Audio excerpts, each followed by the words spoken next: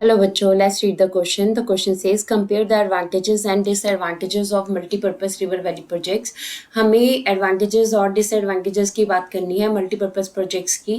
क्या क्या हमारे पास जो है positive and negative impact होते हैं.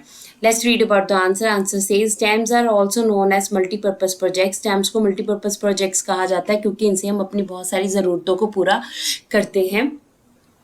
They are having advantages as well as disadvantages. इसमें हमारे पास जो है एडवांटेजेस भी होती हैं और इसमें हमारे पास डिसएडवांटेजेस भी होती हैं. तो सबसे पहले हम एडवांटेजेस की बात करते हैं.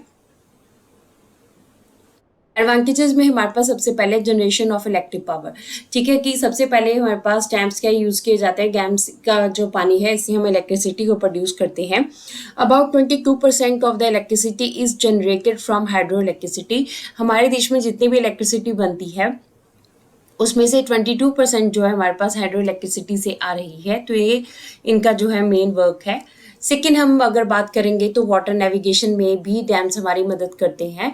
These projects provide for inland water navigation through the main river as well as the associated canal. देखिए ये रिवर वैली प्रोजेक्ट्स क्या करते हैं, हमारे पास यहाँ पे वाटर नेविगेशन कर सकते हैं रिवर एरिया में, और जो साथ में कैनाल्स हैं वहाँ पर वाटर नेविगेशन कर सकते हैं. जो आसपास के एरियाज हैं वहाँ पे वाटर के थ्रू आसानी से पहुँचा जा सकता है. नेक्स्ट हमारे पास टूरिज्म की अगर हम बात करें तो ये टूरिस्ट प्लेसेस भी प्रोवाइड करते हैं. Reservoirs also act as the tourist attraction where boating can be done. ठीक है, जो हमारे पास रिजर्वर्स हैं, जो हमारे पास डैम्स हैं, वहाँ पर जो झीलें बनी हुई हैं, जो लेक्स बनी हुई हैं, वो टूरिस्ट के लिए अट्रैक्शन का जो है वो कॉज बनती हैं. तो इस तरह से टूरिज्म हमारा स्ट्रॉन्ग होता है.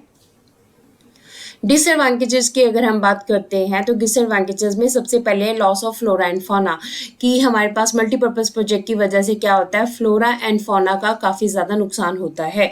A variety of flora and fauna gets submerge which give a loss of environment. ठीक है, इसमें क्या होता है जब डैम बनाए जाते हैं तो जहाँ डैम बनाया जाना है उस एरिया में जो फ्लोरा एंड फौना है वो सबमर्ज हो जाते हैं, पानी के अंदर जो है वो डूब जाते हैं, जिससे क्या होता है इन्वायरमेंट का लॉस होता है.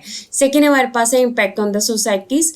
सोसाइटीज के ऊपर क्या इम्पैक्ट पड़ता है इसका. River valley projects cause displacement of the local communities along with their livelihood and agriculture. अब देखिए इसमें क्या होता है, हमारे पास जो भी डैम बनाए जाते हैं तो डैम बनाने की जगह पे जो लोग रह रहे होते हैं उनको डिस्प्लेस किया जाता है, उनको वहाँ से कहीं और शिफ्ट किया जाता है. तो इस तरह से जो लोग बरसों से वहाँ रह रहे होते हैं तो उनकी जो कम्युनिटीज़ हैं, जो उनका सोशल सोसाइटी उनका बनी हुई है, वो सब कुछ जो है ख़त्म हो जाता है. उनका लाइवलीहुड, उनकी जो रोजी रोटी के काम है, उनका एग्रीकल्चर, सब कुछ फिनिश हो जाता है.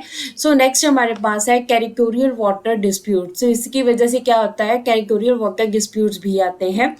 As rivers are flowing beyond state and the country boundaries, sharing of the river water is a troublesome issue.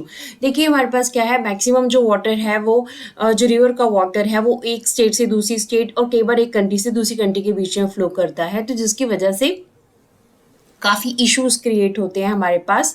Like dispute between the Karnataka and Andhra Pradesh over the Krishna Godavari river. कहते हैं अगर हम देखें कर्नाटक और आंध्र प्रदेश के बीच में कृष्णा और गोदावरी नदी के पानी को लेके काफ़ी ज़्यादा देर तक जो है वो डिस्प्यूट रहे हैं. इसी तरह से हम लोग इंडस वाटर की बात कर सकते हैं. इंडस रिवर जो कि चाइना से इमर्ज होती है और वो इंडिया से क्रॉस होकर फिर पाकिस्तान में ड्रेन होती है, तो तीनों कंट्रीज़ में ये फ्लो करती है. तो इस वजह से ये भी एक डिस्प्यूट का कारण रहा है. तो मल्टीपर्पज़ प्रोजेक्ट्स जो है वो वाटर डिस्प्यूट का कारण भी बनते हैं. इस तरह से हमने डैम्स के एडवांटेजेस डिसएडवांटेजेस दोनों पढ़े हैं. इनके एडवांटेजेस भी हैं एज वेल एज इनके डिसएडवांटेजेस भी हैं. ये हमें फ़ायदा भी देते हैं और साथ साथ में इनसे हमें नुकसान भी होते हैं. So this is the answer of the question. Hope so you understood the question as well as the answer. Thank you.